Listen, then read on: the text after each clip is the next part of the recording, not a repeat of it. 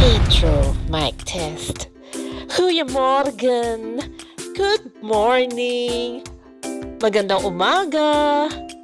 Maya payaba, kabalen. Guten Morgen. Bonjour.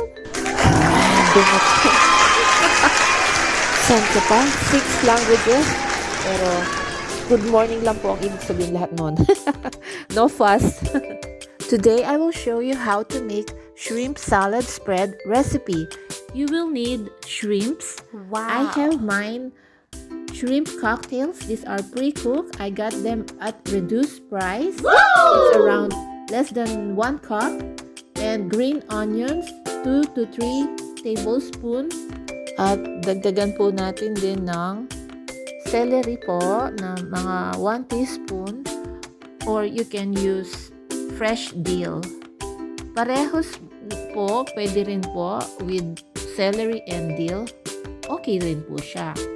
And we will use mayonnaise around 2 to 3 tablespoons. And add some condiments like salt, pepper, and a little sugar to blend the flavor. And just mix them in a bowl and taste it. And if it suits your taste already, then you use it to spread on anything. I have here some just like pandesal. Okay, here I am mixing it with one hand. The other hand is holding the camera. Okay. As long as you mix it good, then everything is easy. Just that it's finished. I've learned about this recipe here in Belgium when I was during my first days here, and I find it good. But this is really my first time to do it on my own.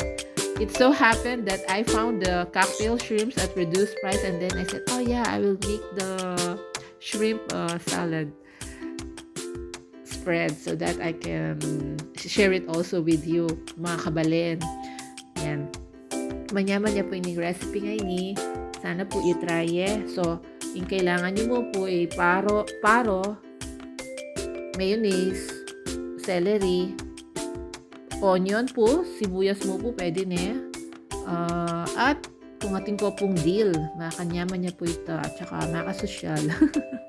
Makan tayo po itong tinikman ko na tikman nanta ang minunak pang atakman dilya po yung ginamit na po. Okay, try po ini, and sana I hope you learned something today.